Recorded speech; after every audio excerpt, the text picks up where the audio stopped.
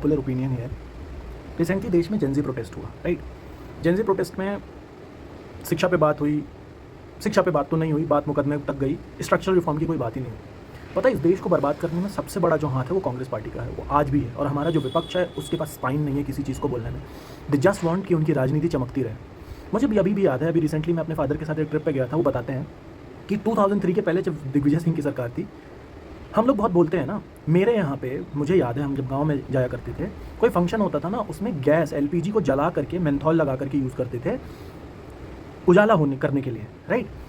Landon अभी भी मेरे घर पर रखा हुआ क्योंकि लाइट ही नहीं होती थी। आज बड़ा लोग चिल्ला रहे होते हैं कि अरे रोडें खराब है, रोडें खराब है। एट दैट टाइम रोड थी ही नहीं। जब रोड होगी नहीं तो ख़राब कहाँ से होगी। अभी आप देखिए कंडीशन ये है हमारे जो देश की कि बीजेपी अंधों में काना राजा है। हम उनको वोट करें कैसे ना, जब भी किसी मुद्दे की बात आती है। अभी रिसेंटली राहुल गांधी जी का बयान आया था जब लोकसभा इलेक्शन थे, उन्होंने कहा जितनी जिसकी हिस्से भागीदारी उसकी उतनी हिस्सेदारी। मतलब जिसकी पॉपुलेशन का प्रोपोर्शन कम है उसको आपने तो मार दिया। साउदर्न स्टेट्स में यही हो रहा है ना। अगर हम दो हमारे दो को फॉलो करते जो कि आपकी ही दादी ने करके गई थी, तो मतलब आज के डेट में जिन्होंने फैमिली प्लानिंग कर लिया, जो जिन्होंने देश के लिए कंट्रीब्यूशन किया, उसको आप उल्टा रख रहे हैं, राइट। इससे सदर्न स्टेट को भी यही प्रॉब्लम है ना। नॉर्थ के पॉपुलेशन बढ़ती रह गई डिस्प्रोपोर्शनली, उन्होंने अच्छे से कंट्रोल कर लिया and they are very richer, so they will have a problem. लेकिन नहीं, आपने out of nowhere caste census की बात कर दी, प्रोपोर्शनल रिजर्वेशन की बात कर दी, मेरिटोक्रेसी की तो बजा दी आपने।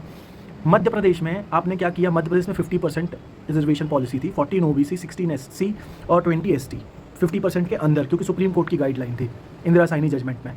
आपने क्या किया, आपकी सरकार आई, कमलनाथ जी आए, कमलनाथ जी ने क्या बोला कि जय किसान ऋण माफी योजना चलाएंगे, किसानों के ऋण माफ करेंगे। आपने छोटे मोटे 10,000 20,000 के बहुत कम लोगों के ऋण माफ किए, बड़े ऋण तो आपने माफी नहीं किए, राइट। इसके बाद आपने जो नहीं करना था वो कर दिया। आपने 14% से 27% ओबीसी रिजर्वेशन कर दिया।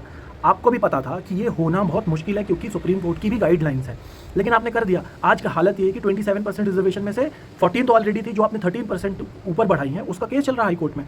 और जब भी कोई कॉम्पिटेटिव एग्जाम होता है 13% जनरल को बुलाया जाता है, 13% ओबीसी को बुलाया जाता है। जब तक केस चलेगा तब तक ये मामला ऐसे ही चलता रहेगा।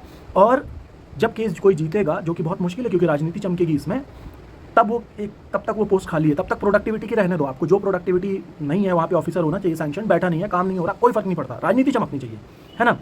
आपने 1989 में जब वीपी सिंह ने मंडल कमीशन की सिफारिशें लागू करी थी, उस समय पे देश भर में बहुत बड़े प्रोटेस्ट हुए थे। लोगों ने खुद पे केरोसिन डाल के आग लगा ली थी। That was the level of protest that we have seen. इसके बाद सारी गाइडलाइंस आई, उसको भी आपने पार कर दिया। आप अगर जात में बांटोगे तो सामने वाला ऑपोजिशन आप धर्म में बांटेगा ना। जात में तो आप छोटा छोटा डिवाइड करोगे, धर्म तो फिर बहुत पोलराइजिंग हो जाएगा। फिर आपको धर्म से दिक्कत होती है कि कोई धर्म की पॉलिटिक्स क्यों होती है। आप जात की पॉलिटिक्स करोगे तो लोग धर्म की पॉलिटिक्स करेंगे।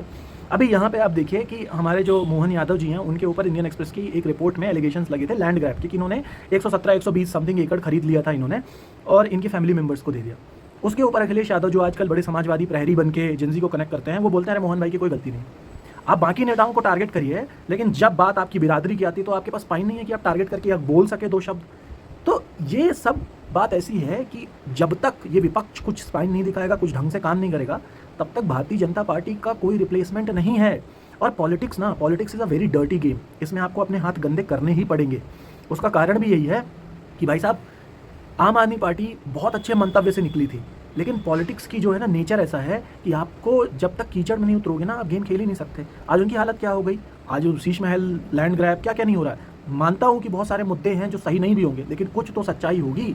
शीश महल सिर्फ उनका नहीं है, शीश महल बहुत सारे नेताओं का है।